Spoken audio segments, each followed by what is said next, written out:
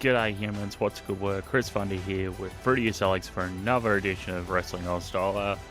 Been a bit of a big week, Alex, on the socials. Sure has. My God, TikTok's blowing up. yeah, a lot of people are voicing their opinions on there. A lot of points we did raise in the full podcast of that it should have been scheduled for Melbourne or Sydney because you would have had those other options, but also the cost involved of people travelling to Queensland at that time of year, and but a lot of good discussion there. Yeah, I haven't actually read much of the comments, but I'm having a look now. Most of them are pretty civil. Yeah. You do get one or two who are very WWE or AEW one-sided. Arena empty wrestling, okay. It's not very witty, but okay. Good to see some other Oz-based wrestling podcasts. Okay, yeah, no, this is actually pretty good. I was expecting a lot of toxicity from wrestling fan bases, but no, it's pretty civil, actually. Yeah. I suppose one other thing that got brought up in the YouTube comments, and we both ran with this being reported from other credible outlets, GCW's Dream On did not happen in the Mall of America. It happened in, I've got this written down, the American Dream Mall. So, yes, an apology there and a thank you to Chris, different Chris, in the YouTube comments of that short. But, we both seen people claim it to be the Mall of America, and that's why we ran with that. Yeah, right. I didn't even realise it wasn't the Mall of America. Yeah right.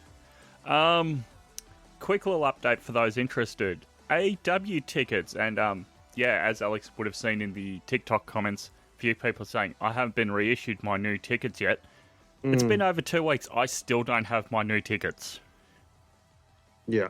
So my tickets still say Suncorp Stadium, but won't be valid for this new date.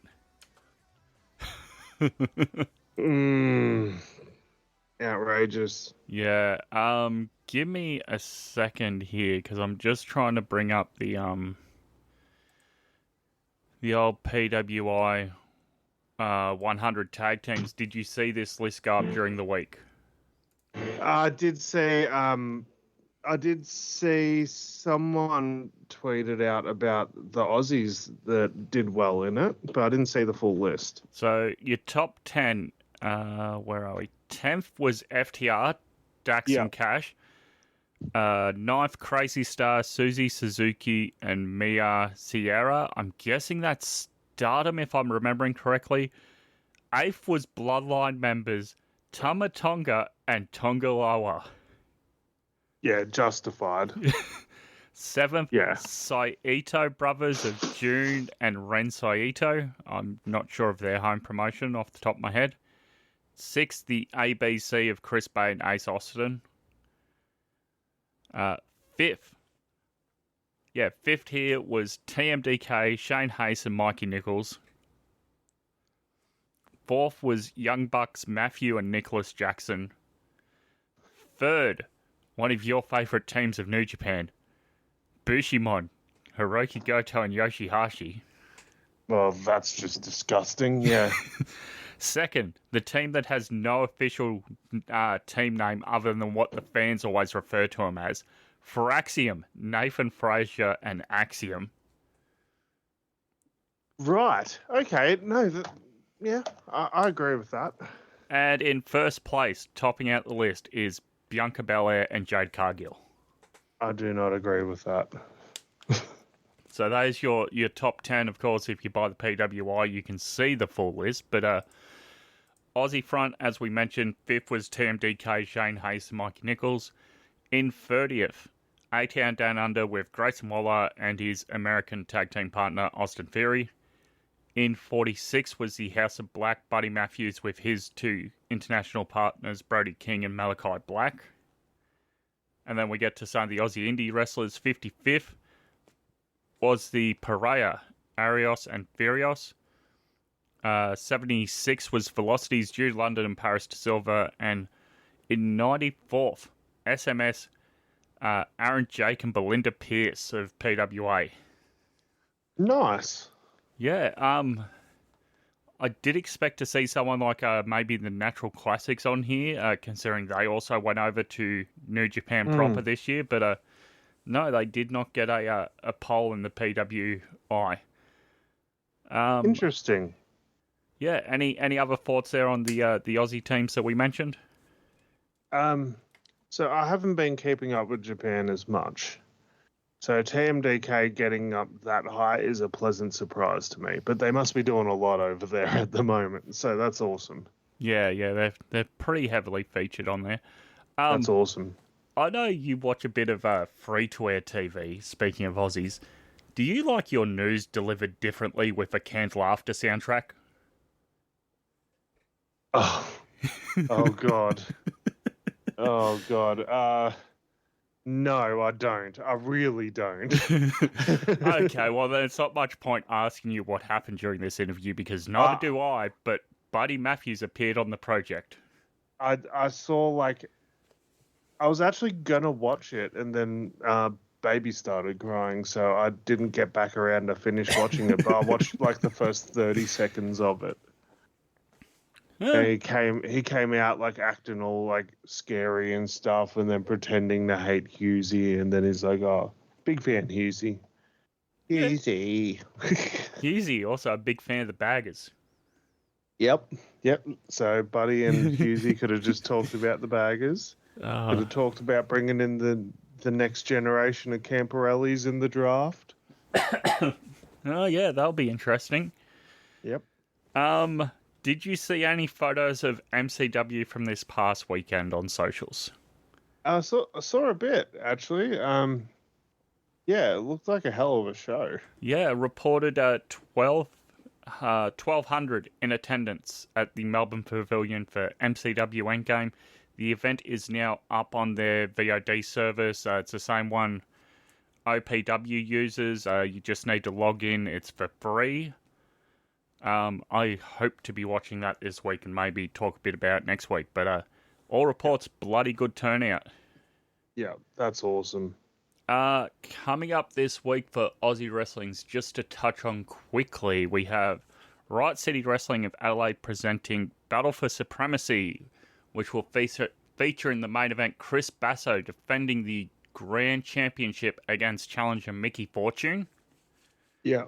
Over in Sydney, PWA kicks on, which will feature Robbie Eagles defending the solo of PWA Championship against Lana Cross. One of your picks a few years ago for women's rising star on the local scene. Spent a bit of time over in New Japan for Sendai Girls this year. So you're been right on the money a few years in a row with people going overseas on a excursion, so to speak. Yeah, true. And also, another one of the major companies having their last big show of the year, EPW over in Perth for Reawakening 23, that'll feature a four-way match for the championship. Marcus Pitt defending against Jesse Lambert and King and Kingston. So it should be interesting to see what happens over there as well. Four-way match. What else do we have to touch on? I think that's about it. Should we get stuck into Deadline? Oh, if we have to. Oh, but it was a show. It definitely existed.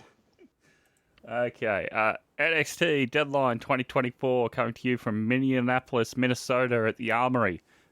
Choice of venue, any thoughts on that?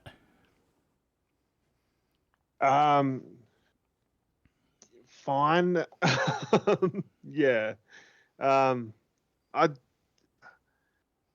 Is this a historical venue? This sounds familiar. That's what I was thinking of too, but opened in 85. Don't really see anything here like historically wrestling related. No, me neither. Maybe there's just, well, armories and wrestling go hand in hand in the territory days, so. TNA? Oh, like even like way back in the day in the territories with Florida Championship Wrestling. That's true too. I didn't watch too much of the in-between bits before matches and that. When you start this on the KO feed, it includes the pre-show. And I've gone, oh, okay, I'll just put it on for a moment before I sit down. And first thing you hear is we're going to cut to General Manager Ava Rain. Yes, Rock's daughter. And she starts off by saying, Eddie Thorpe was attacked and I've got a special announcement to replace him. I'm going, oh, okay, okay. Pays off that I didn't skip the pre-show for that little bit. Then just fast forward the rest of the pre-show. Only other thing that I want to touch on, like in between the matches during the main show, Lexus King out in the snow. Oh, what? Did you watch this part? I did not see this part. What's he doing? How long's he been with NXT now? About a year? I think it's been longer. I could be wrong, but let me just double check. It feels like it's been longer. He's basically out in the snow saying Minneapolis was where I was abandoned and I have no father figure and I'm not my father's son. It's basically just hitting all the notes of what he's been saying the entire time, and I have no father. Like, just get to the point already. It feels like the same promo on repeat with this guy. Yep. And yeah, just to correct you, yes, it has been a year. Yeah, he debuted at Halloween Havoc last year. It feels like it's been a lifetime. Alrighty, matches here. We kick things off with the men's Iron Survivor matchup. So participants were Javon Evans and Wesley start things off. And we go to 451. Wesley pins Javon Evans. He goes in the penalty box. In third is Nathan Frazier pulling double duty tonight. Did you catch the moment in this match where Nathan Frazier's nose got broken or busted or something? Yeah. Oh. Was not. Oh my god. Not a pleasant sight. Yeah. No, that was so ugly. So we get to just after the 10-minute mark here, and Nathan Frazier, as Ethan Page is the fourth person in, comes in. Nathan Frazier, small package, and Ethan Page has to go in the penalty box. We are 1-1 for Frazier and Lee. Goes to the 12-minute mark here. Ethan Page out of the penalty box. Schoolboy to Nathan Frazier. So it's one apiece for those three men, and Frazier goes to the penalty box. In fifth, the surprise man. And like during the week on TV, they've been talking about this transfer window. Commentary's been talking up, it could be anyone from a SmackDown Vic, or it could be someone from Raw. I'm thinking, who are they going to pick? They're talking up this big game of somebody's coming in. And it is Oba Femi. I'm like, didn't I see you last fucking month? Oba Femi, heavily featured at Halloween Havoc just over a month ago. When he came out, it's sort of like, I get the live crowd was into it, but to me it sort of felt like a damp squib. It's like, why would you build this up to, it could be anyone from any brand, but here's Oba Femi. Yep. Oba Femi is fucking awesome, though. I fucking love Oba Femi. But, yeah, bit underwhelming. Yep. So we get to the 16-minute mark here. Oba Femi pins DeJourn Evans. So it's now one for everyone here except for Evans, who doesn't have a pinfall. Get to the 18th minute mark, and Javon Evans, after coming out of the penalty box, pins Wesley. We're tied one apiece.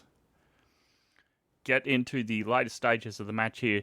21st minute, Ethan Page pins Oba Femi to move ahead 2 points to 1 to everyone else. Then DeJourn Evans pins Ethan Page. So Page and DeJourn are both on 2 apiece.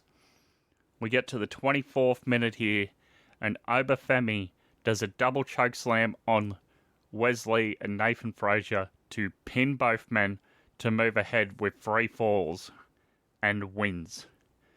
Yeah, this... Oh. Go ahead.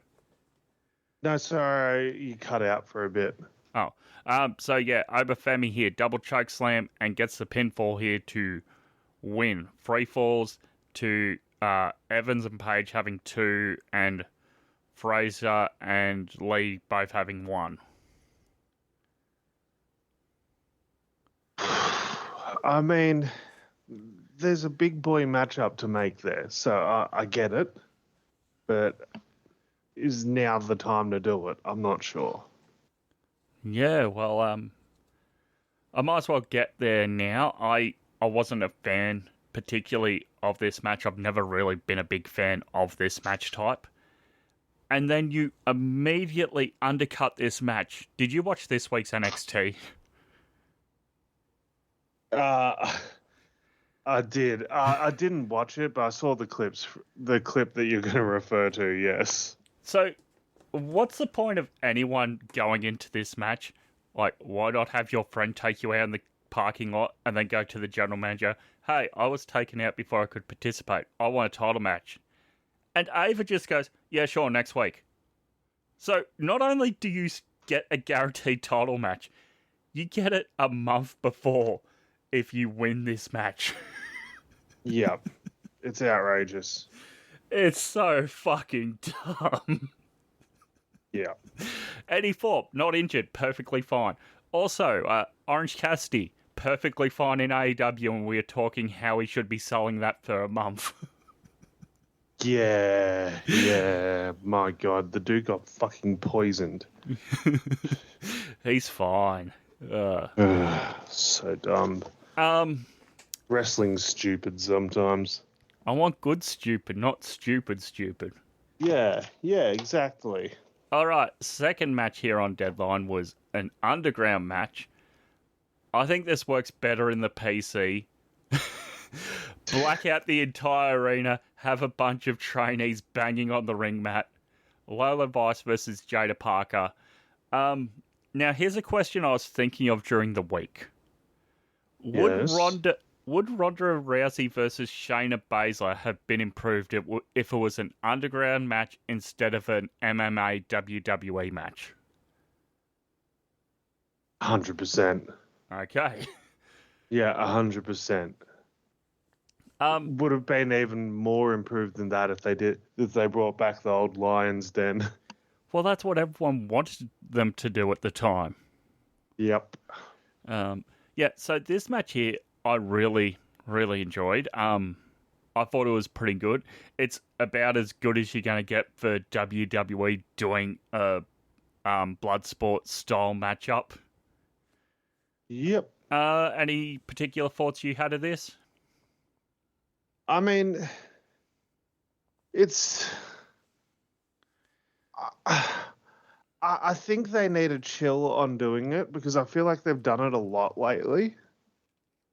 Yeah, they have. Yeah, and I feel like they're really running a risk of like making this just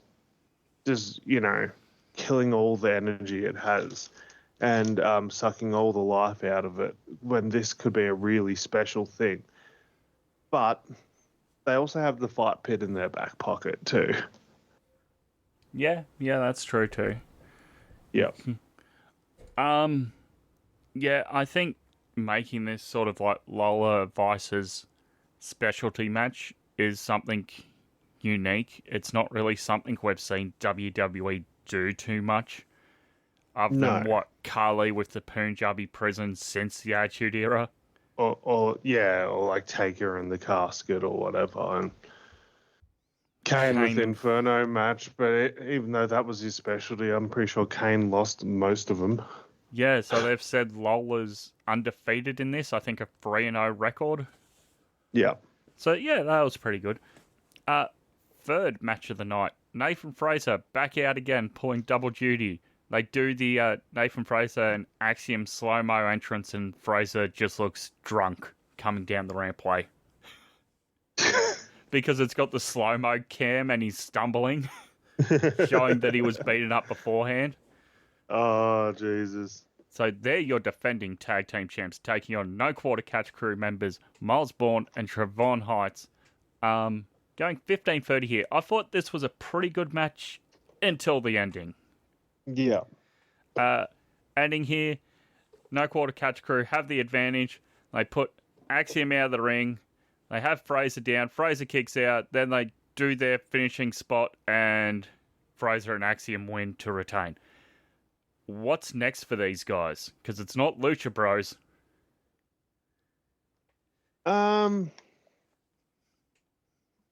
Yeah, that's the problem. The NXT tag division is fucking paper thin. Do you send machine guns down there since they've lost the titles to DIY last week? Maybe eventually. Maybe like after Mania you could probably do that, but I think there's a bit to do with the guns still. Because eventually, like, the whole machine guns thing is about them getting the titles back from DIY, right? Yeah. That's the natural progression of that. Yeah, the problem is, like, there's a pretty good tag division on SmackDown, and not even okay, a pretty piss poor one on Raw and a pretty thin one on NXT.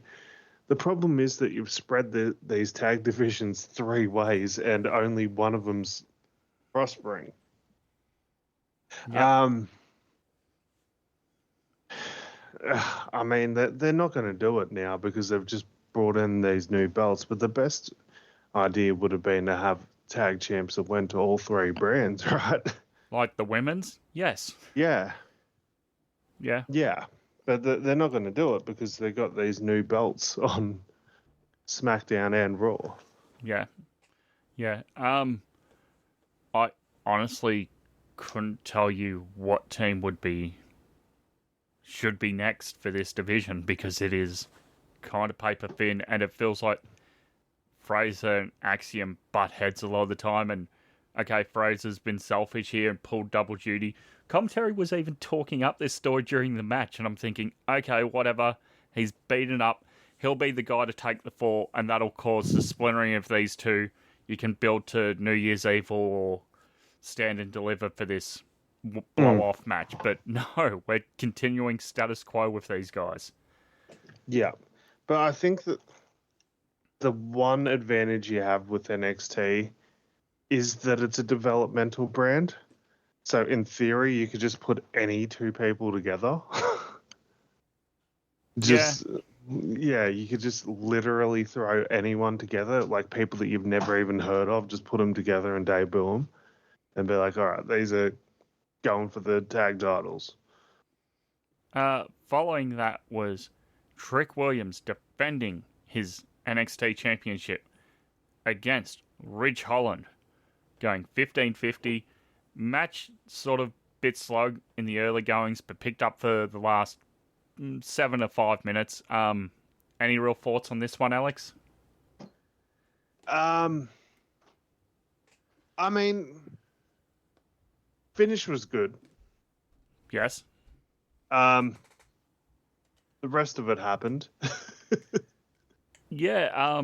A lot of people were saying, "Oh, it's Ridge's time to win," and we were saying that as well, thinking, "Okay, it's time to move Trick up to the main roster. You know, have him debut in the Rumble." But no, Trick retains here via pinfall on Ridge Holland. Yeah, I think maybe they're going to do the whole passing of the torch thing with Trick and Obafemi down the road. Yeah, that's for New Year's Eve for that match. Yeah, maybe they're going to do that. And maybe the New Year's Eve match isn't the match you pass the torch on. Maybe that's where you have Trick beat Obafemi and then Obafemi works to get back up there for the Mania NXT show. Yeah, could too. Yeah, where they do like a story of like Obafemi having to overcome everything to get back there. And being like, I wasn't ready the first time, but I'm ready this time. Yeah, I don't hate that. Yeah, like a bit of a Rocky Balboa sort of thing. Um, then you got Eddie Thorpe thrown in the middle of it. And the other thing is that, what was it for SmackDown this week? Carmelo Hayes is facing someone that's new to SmackDown or some shit. Oh, tomorrow, And yeah. yeah, and it's like, I know a lot of people were like, Penta. It's not going to be Penta. They're not going to debut Penta in the middle of December on a random SmackDown. But Well, if they do, that's just going to hurt Rey Fenix's chances of an early release, and we'll talk about that after yeah, we'll Deadline. get there. We'll get there. But the other thing I was thinking was, what if it's Trick?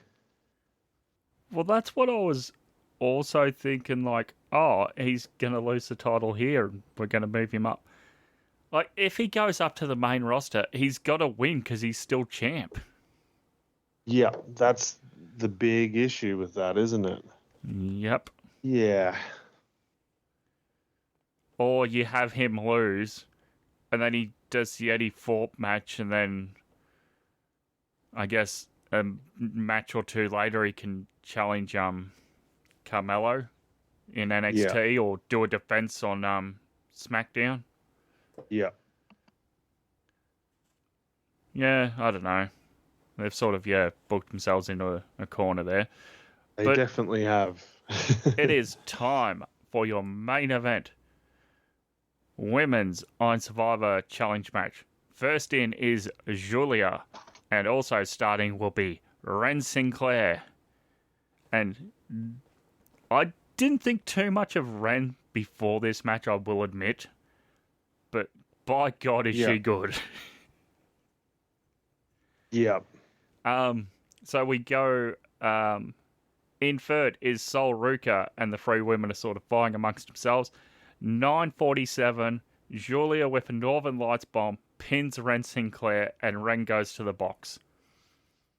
In just shortly after that, at 10 minutes, comes in Zarya, and Sol Ruka and Julia are sort of trying to work over Zarya on the outside. Big power bomb through the announcer's table, and they cut. You can see in the shot, Ren Sinclair's in the penalty box looking at Zarya going through this box. Ren has great facial reactions to all of this, and as her time ends in the box, she's sort of walking out and she mouths, "What the fuck?" Yep. So she tries to pick up Zarya, and she can't. She tries to pick up, I think it's Julia, and she can't. And then she just tries to pick up Sol, and then they go back into the ring. They sort of work a little bit, but then she can't get anything done. She gets thrown out of the ring, and as she comes back in, she gets hit with a Soul Snatcher and goes back to the box. Yeah. Further on in the match, and last to enter is Stephanie Vaquer. Looks $1 million, as do all three of these new signees. Well, newer signees. Yeah, 100%. We get to the 17th man here. All women are in the ring. And Zarya pins Julia after the F6. I did not expect Zarya to pin Julia in this matchup. Yeah, that's huge, right? So I think that sets up something down the road, but we'll talk about it. Following that 22nd minute here, and wouldn't you know it again, Ren Sinclair tries for something but gets caught by Stephanie Vaquer in a victory roll. So Ren Sinclair back to the penalty box. Everyone has one fall except for Paul Ren, who's in the box. And the crowd here was perfect. They're chanting, "Let's go, Ren. Let's go, Ren." Ren comes back in. Sol Ruka sort of is trying to position her. Ren hits a sunset flip at 24:20, and everyone is tied with one. And commentary is talking up, oh, we could be going for overtime here. If ever there was a year that you could go to overtime in one of these matches from the past 3 years, this was the match you could do it in.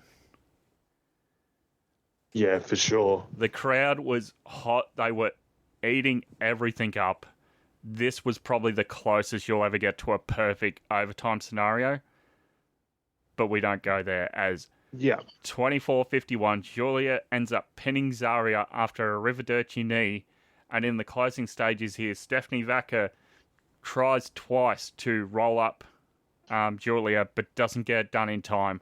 So Julia is your winner, going off to New Year's Evil to face Roxanne Perez.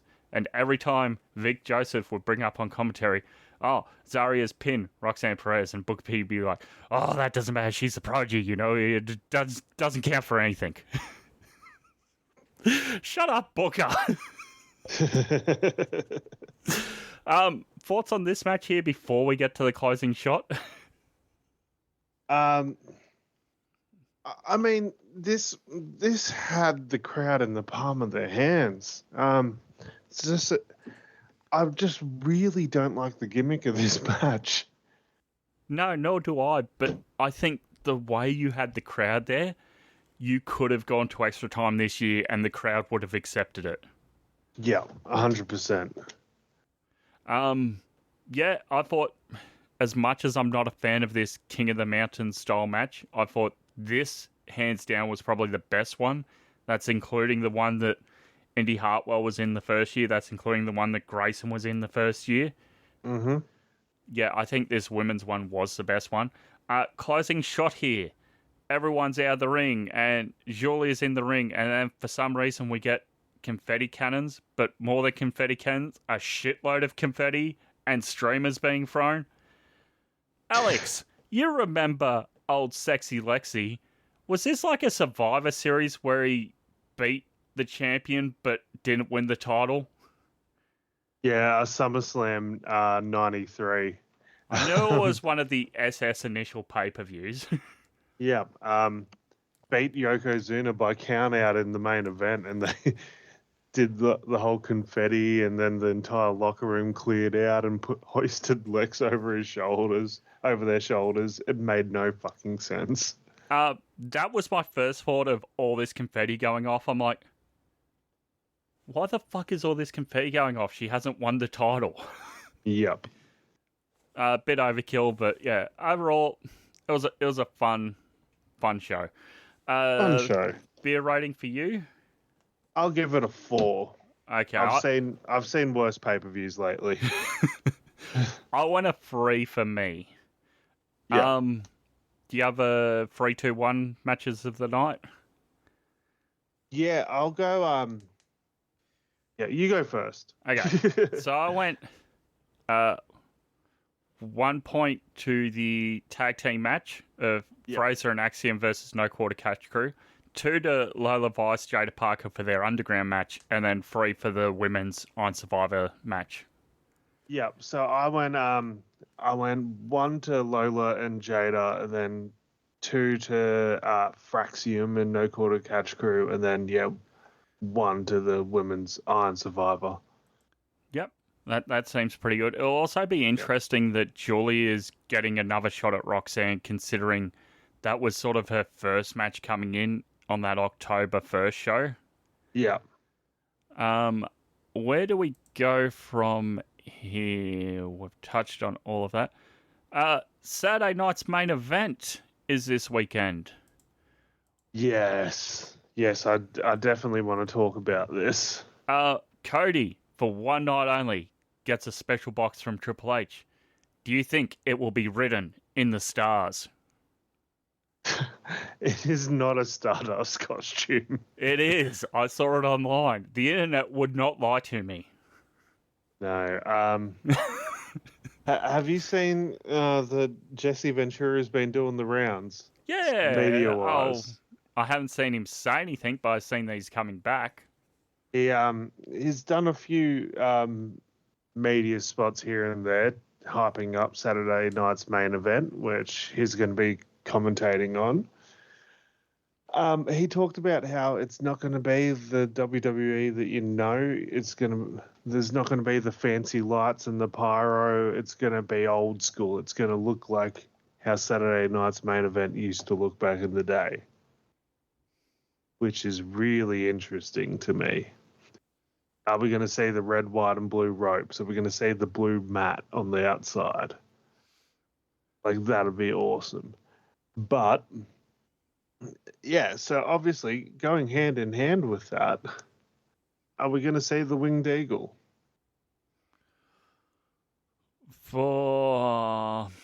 Is that what's in the box? If it is, do you think the fans start to revolt and start to chant following this, change the belt or bring the belt back? Well, here's the problem. If they bring it back for one night, there's no way people just... If you bring it back for only one night, people are just going to want it to stay around forever. So you either bring it back full-time or you don't bring it back at all.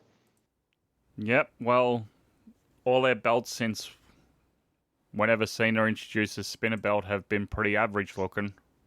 Yep. Let me guess, when was that? 05? I'm thinking. Yeah, like that belt. Yeah, they've been pretty average. Like the one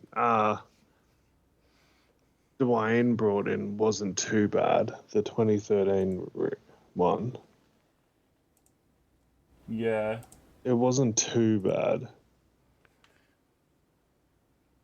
I mean, they've all been sort of similar since the spinner. Yeah. Like 02 was great. The 02 to 05 belt was great. Yeah. Everything was great before the spinner. Even Bruno's big blue belt from 63. Oh, gorgeous. I love it. So which one are we bringing? The 65-71 belt's pretty nice too. I like that. So, which version are we bringing back? The 88 to 98 Winged It's Eagle got to be, rumored. Right? Yeah, it's got to be the classic one, right? Black strap. Actually, Yeah. Triple H had one of those legacy belts, didn't he? From WWE shop. Imagine if Cody comes out with that.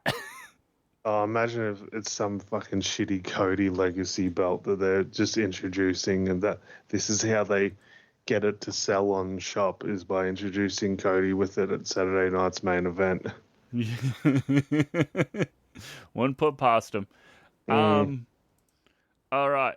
Announced for Saturday night's main events with guest commentator Jesse the Body Ventura will be Bayley or Chelsea Green versus Michin or Tiffany Stratton for the women's US final. Your picks there?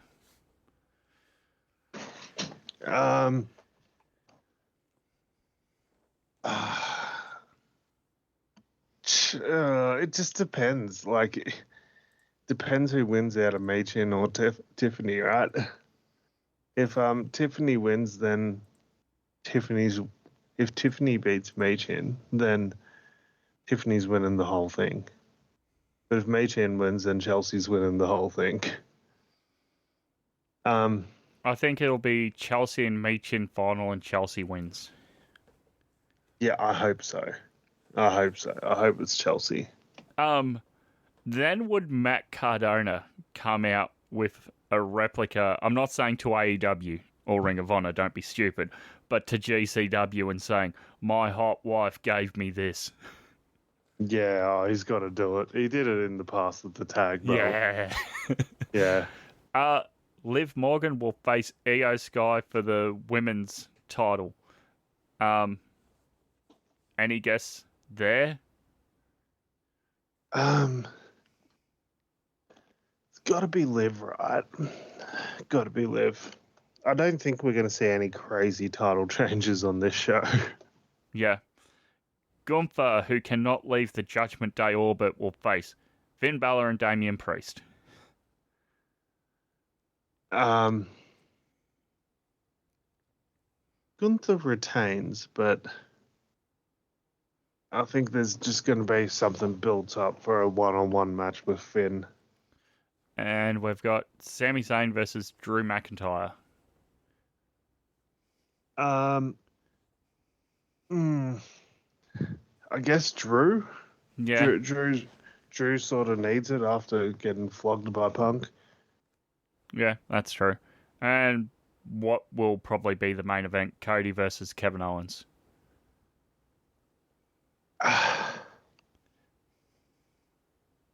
In typical Saturday night's main event fashion, I'd like to see a false finish here, or just a screwy finish here. A dusty finish? Yeah, something like that. A dusty finish, something like that. Like, where, like, Kevin should have won, but he doesn't win. Something like that. Like, Kevin, like, had the match won, but shit didn't work out, and Cody ended up getting the win, which sort of adds to the whole Kevin is right storyline, which is fantastic, by the way. Kevin accidentally bumps the ref and then gets the visible pin on Cody, but there's no ref. Yeah, something along those lines. Yeah. To add validity for this match to have a rematch at like the Rumble or something. Yeah, I could say that. Because Kevin is a notorious challenger for the WWE title at the Rumble. That's his role. That's his thing. Yeah.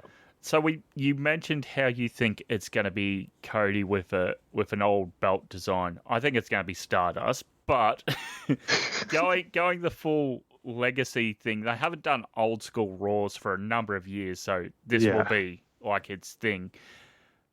Does Liv come out with the old women's title? Does Gunther come out with the old big gold title? Well, then that's the issue, isn't it? Like, yeah.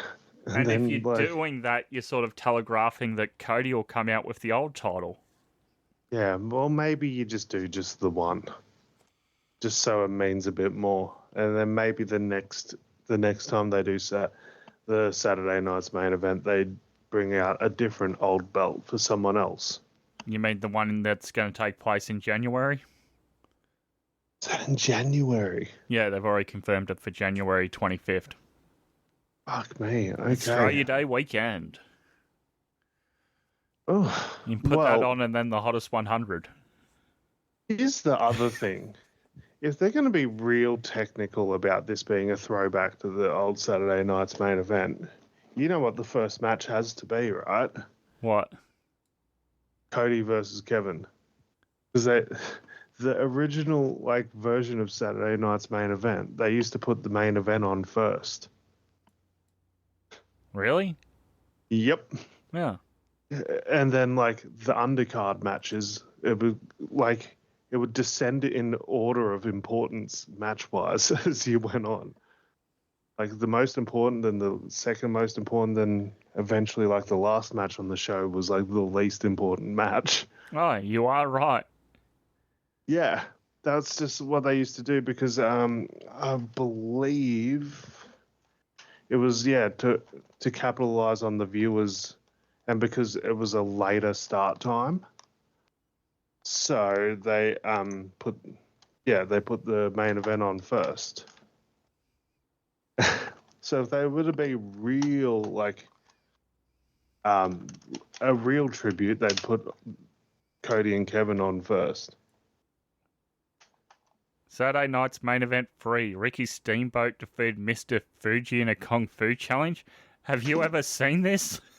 I have not, but I'm going to. Yeah. Okay. I'm gonna watch that by the end of the day. All right. I expect a full report next week on my desk, sir. So that's all for Saturday night's main event. Let's see. Watch the first 3 Saturday night's main events. So good. Where do you want to go next? Final Resolution or Winter is Coming?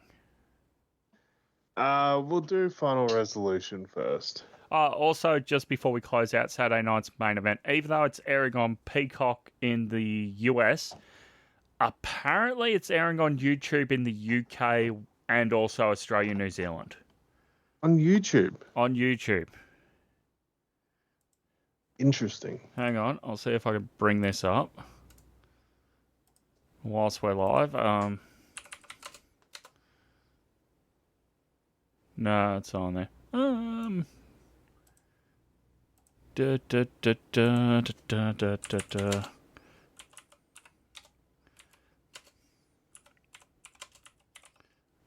Australia.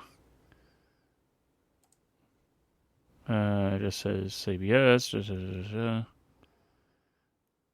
Oh, it says it's on KO on this one. There you go. Nice. So yeah, try KO, and if not, I guess check the WWE YouTube channel. What'd you say? Turning Point?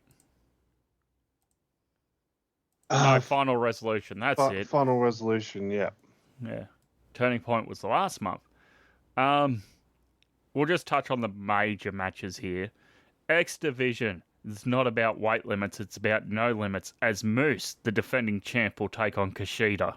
That's actually going to be a banger. I love that matchmaking. It's like so unorthodox, but I love it. Yeah, I think Kushida gets it here and completes his triple crown of junior heavyweight titles, being WWE Cruiserweight, New Japan Junior Heavyweight, and TNA X Division. Yeah. Yep. Oh, yep. But you know, he left Japan because he didn't want to be a junior. And where was he used in those two companies after he left? Juniors. Yep. We see TNA World Tag Team Championship being defended in a tables match of the Hardys, Matt and Jeff, the defending champs, against the System. Your boy, Brian Myers, along with Eddie Edwards and Alicia Edwards in their corner. Amazing. This match is going to be so shit. I love Brian Myers, but my God, the Hardys just move so horribly these days. Oh, yeah, sure, keep it on the Hardys. Another match here that will be interesting to see whether her contract is up at the end of the year. Jordan Grace will face Rosemary in a singles match.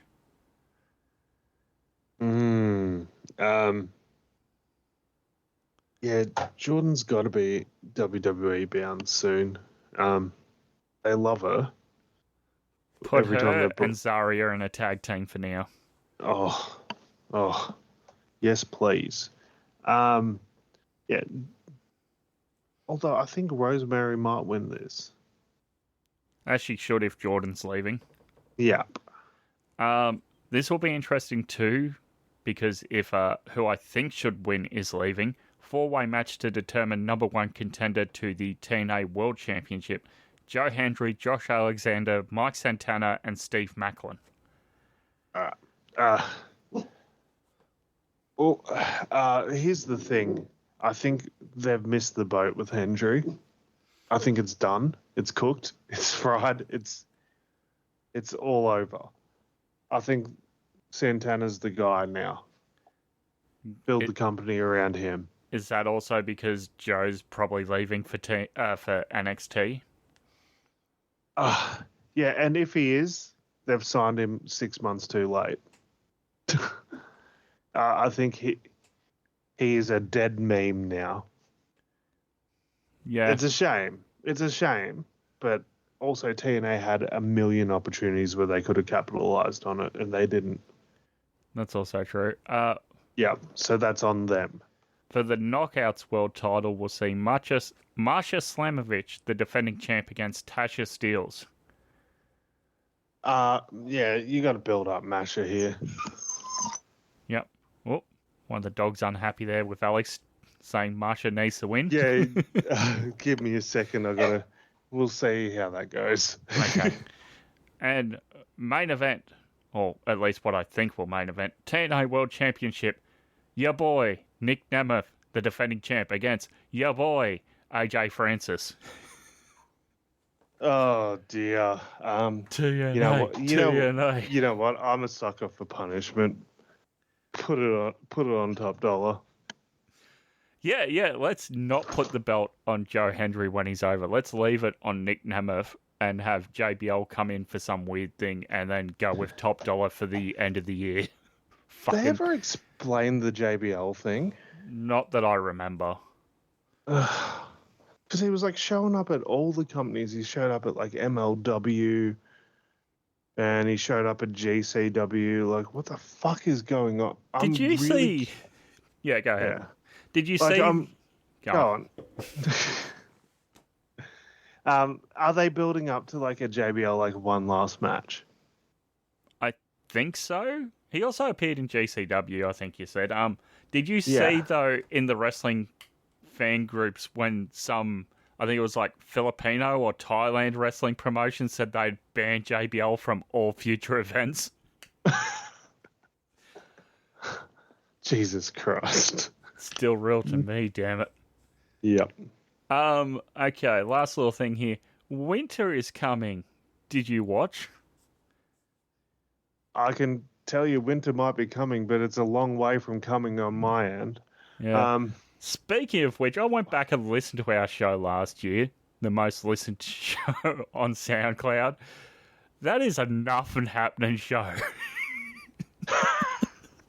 It is just us talking about winter is coming and how bad it was and the infamous Winnipeg Jets promo on that show. Oh, God. And yuck. how bad how they're not going to do a triple threat final in this part of the block where Eddie Kingston's points behind finishing top of his block. And they did a three-way final for his block. And how poorly billed Ring of Honor was, only having 2 matches announced before final battle. Oh, my God. So you can pretty much just cut out all that stuff and then just place it into this episode and be like, yep, the 2 matches announced for Ring of Honor sounds familiar. Yeah. Mercedes Moné cut a terrible promo saying that she was in Kansas City, Kansas, or Missouri. I don't know, Renee. Fucking hell. Why are they going with Statlander? Because Statlander has the look. I mean, why aren't they going with Statlander and why are they going with Anna Jay? Because Anna Jay has the look too. Did you listen to that promo? I mean, Anna Jay being the one they're going with is it's questionable, but I guess they're trying to give a bit more of a push to their homegrown talent now. What, a year later after not doing it? Yeah. That's the problem. It's like, it just now feels like a little too little too late. Yeah, I just don't think this Mercedes run has done anything for me anyway. I just not into it. Never was a fan to begin with, to be honest. Like she's always had like fake charisma. She just wore flashy colors and sparkly outfits and people thought that was charisma, but it isn't. Listen to her talk. She has none. Yeah. Give me a Dean Malenko promo over this. Ooh, sounds good. All right. Is there anything here match-wise that stands out other than the main event and the Diamond Ring qualifier match? I mean, not really. Like, Ricochet and Brody King, like, that's fun. Yeah. And in the same sense, so's Ospreay and Claudio. Like, on paper, this card's amazing, but who gives a fuck? Did the crowd turn on Ricochet, or was that just me being a bit tired? I think he comes across like a natural prick. Honestly, he does not seem like a likable person. And then you got him on Twitter, like, replying to people, like, someone saying... Like, he replies to people that are, like, criticizing him or whatever. He's like, No, you are. Like, Did you shit? Like, why are you bald? No, why are you ugly? Have you seen that clip on Twitter? Yeah, did you see him the other week saying he's the reason why AEW is a thing? Yeah. Idiot. Yeah, so he makes himself seem like a fucking douchebag. So we'll get to the point now. We did touch on it earlier when we brought up Eddie Thorpe. Why the fuck is Orange Cassidy back wrestling? Why the fuck is he teaming with Jay White of the Bang Bang Gang, the Bullet Club, when he's part of Conglomeration, which is a babyface group, teaming with Jay White, who's part of Bullet Club, which is a fucking heel group? What the fuck? Yeah. This none of this makes sense. Yep. None of this has made sense for a very long time. Yeah, I agree. We'll touch on the Rey Fenix stuff in a moment. Kyle O'Reilly and Adam Cole, match I gave 0 shits about, going 10 minutes. The crowd wasn't that into it, and I think a lot of people have just like, can we move the fuck on from the devil already? Yeah. I went back and I agree. I went back and listened to us last year, and we were just like, what's the fucking point of the devil? It's been going on for like 7 months since All In last year, and this is in January after World's End last year. It's been going since the first All In at Wembley. So it's been going for over a year and a half now. Yep. Outrageous. We need to move the fuck on. Like, and if Cole wins, he gets the ring. Yeah. So whoop-de-doo. So we're giving the ring to Cole, or Cole loses and MJF wins. How does this help anyone? Yep. Main event, Mariah May, Marina Shirakawa gets the overrun here as we go past the top of the hour. 11:10. I thought this was a fine women's match, but it's mainly going to be remembered for the closing show shot of Thunder Rosa in the crowd doing her best Sammy Guevara impression. Yeah. And holds up a sign that says W2TF, and classic Toni Storm returns, no longer timeless. I think this is the Toni Storm you need in Brisbane too. So it's perfect. But she could have been billed from Warner Brothers Studios on the Gold Coast for one night. Holy fuck. And you could have done all the vignettes from there. Motherfucker. Warner Brothers. Oh my god. And who owns TNT and TBS? Warner Brothers. Yep. Shit. They could have done so much at that joint. They should have been doing like vignettes of timeless Toni Storm at Warner Brothers Gold Coast promoting Grand Slam Brisbane. They should have fucking just done the show there. On the Gold Coast? At Warner Brothers? At Warner Brothers. I wouldn't be opposed to that either. How badass would that look? Well, my brother lives in a few suburbs over from that. Oh my god. Yeah. So yeah, that would work out well for you too. That'd be much better than fucking random ass like shitty stadium, shitty arena. Like, yeah, that would have been so much better. Oh man. Yep. Oh, this company is nothing but a tale of missed opportunities. Speaking of missed opportunities, Penta El Zero appears at AAA, and Rey Fenix goes to Twitter. My god. We might as well close the show on this. This is why social media should be banned from all wrestlers. Oh my god, look at that shirt. What a pile of shit. My god, if you want a wrestling themed yellow and green shirt, we do a better one. I've got it. I've got it in the closet. Okay, where are my Rey Fenix tweets? There. Rey Fenix, I need a doctor and you ignored me for months. No one stays in one place where they get inhumane treatment.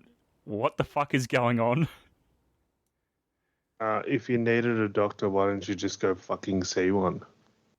American healthcare system. I mean, is there not a doctor backstage that they could just go to and then get a referral?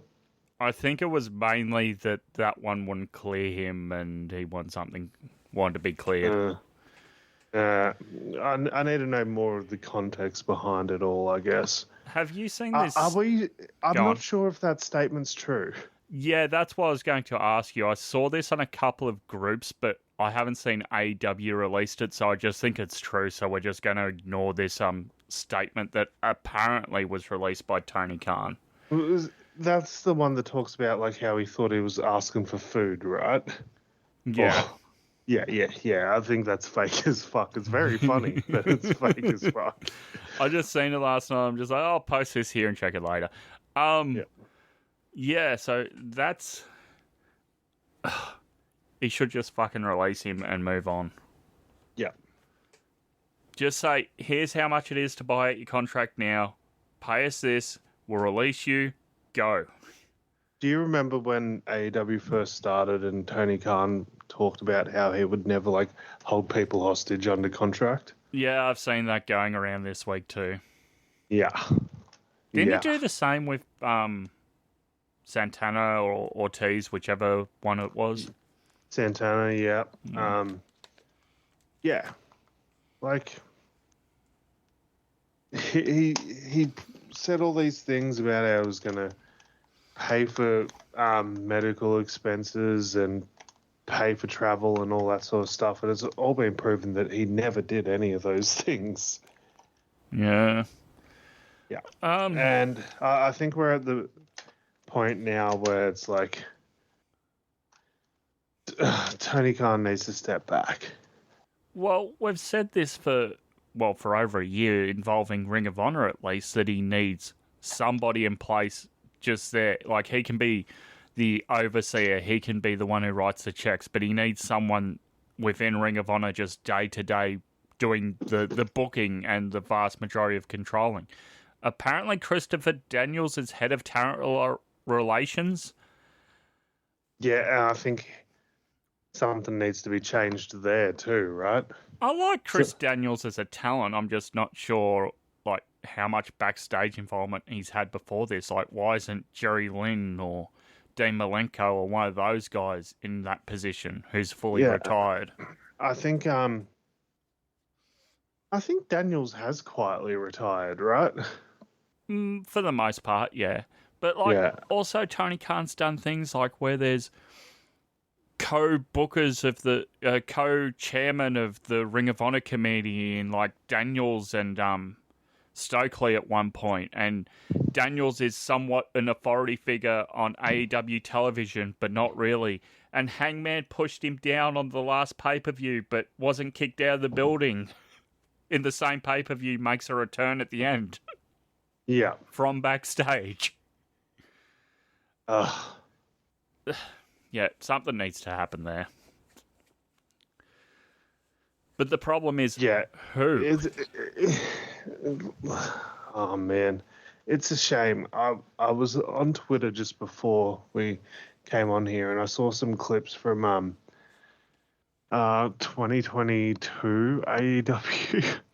Yeah, it was like early 2022 AEW. Like Hangman was champ, and I was like, oh my god, things were so good.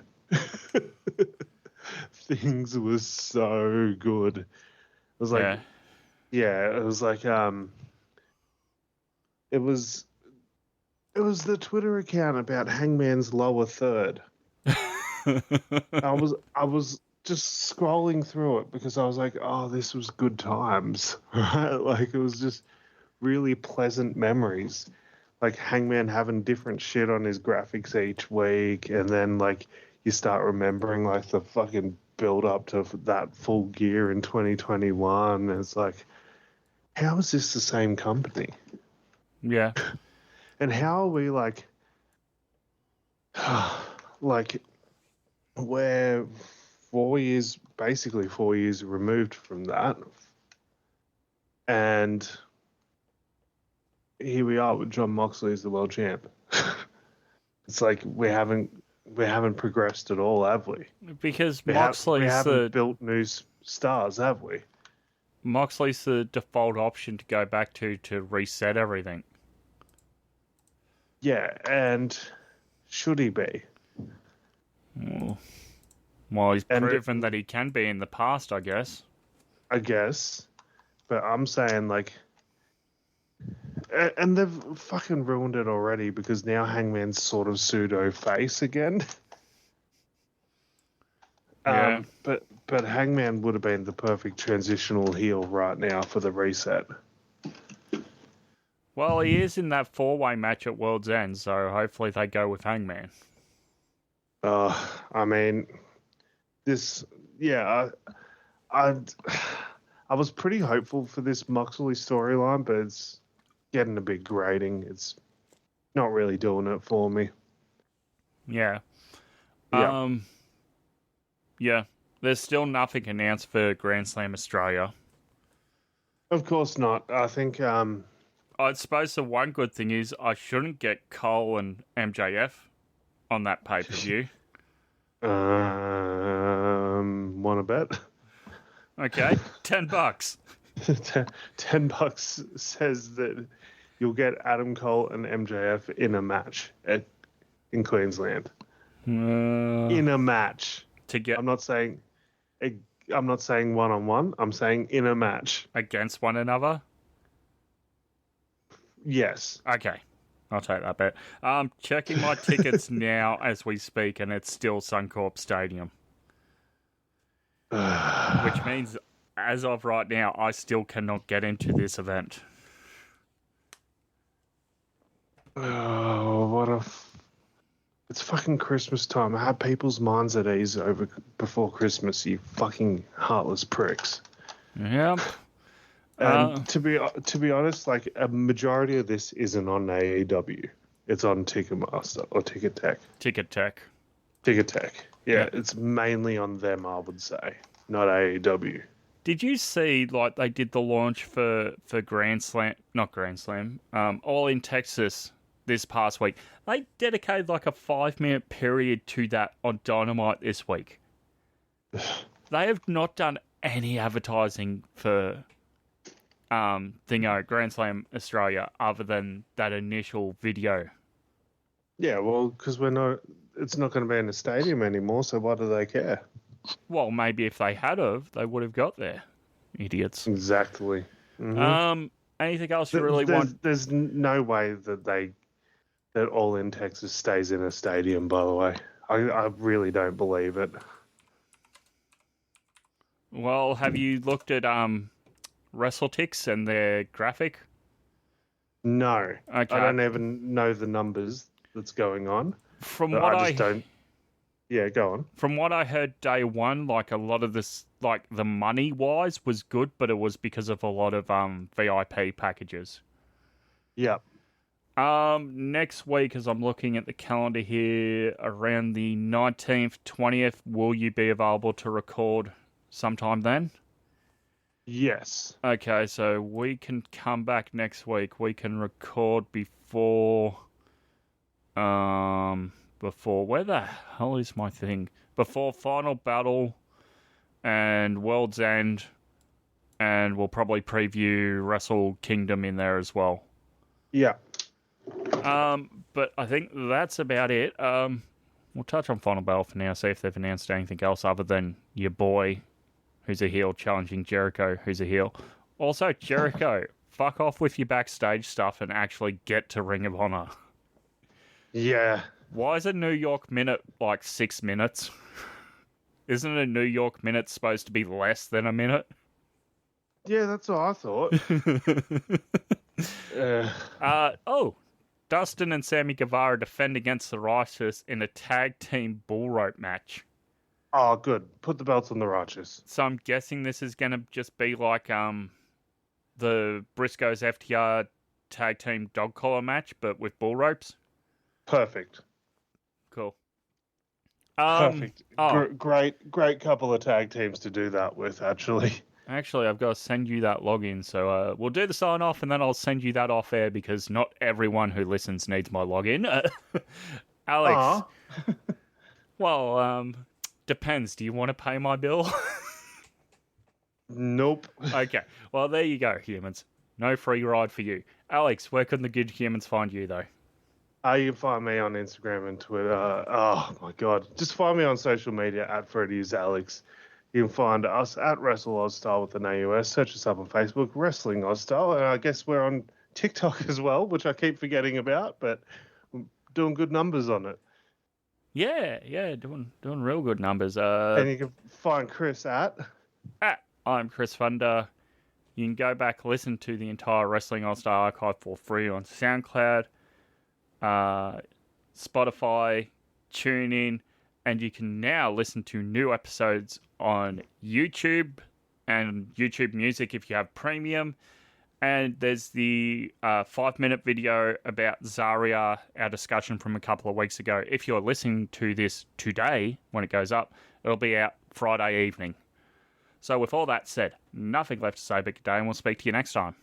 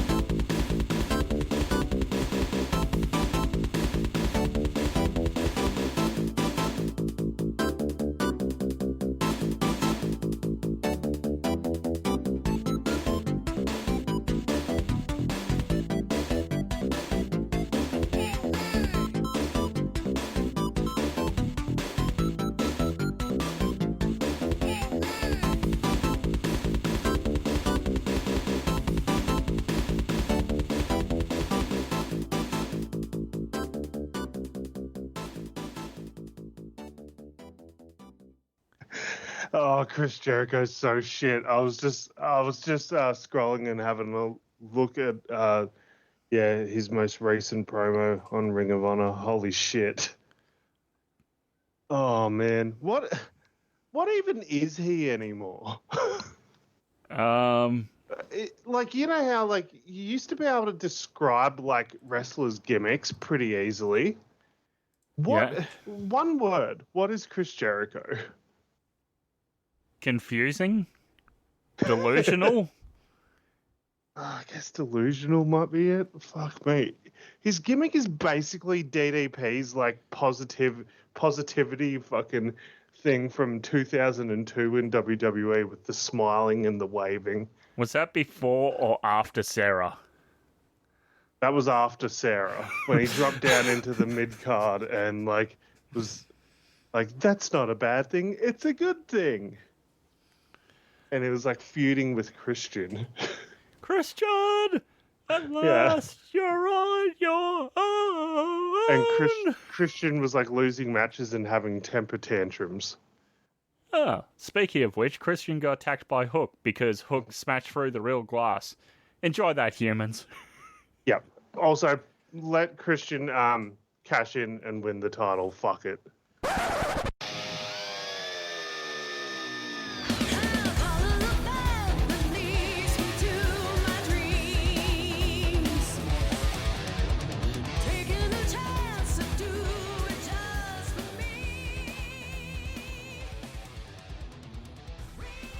Hi everyone, it's Chris back here just for a brief moment and an update. So yes, Toni Storm made her big return last night at Winter is Coming, back to her old 80s glam rocker persona. And me and Alex were sort of thinking, we even said in the chats, will she return at Dynamite next week? Will she hold off for World's End? Will she come back to Collision? So she's not returning at World's End. She's not returning on Dynamite, their A show. She's not returning at Collision, their B show. She is returning this week, as in tomorrow, on Rampage to face Hayley Cameron. and this got released about 11 hours ago. So even if me and Alex were to have recorded last night, this would not have been publicly available last night when we recorded. I was babysitting. That's my bad. That's on me for getting the episodes out late. So yeah, enjoy this on 24 hours notice. Toni Storm has returned and is coming back for a match on Rampage. Enjoy, humans.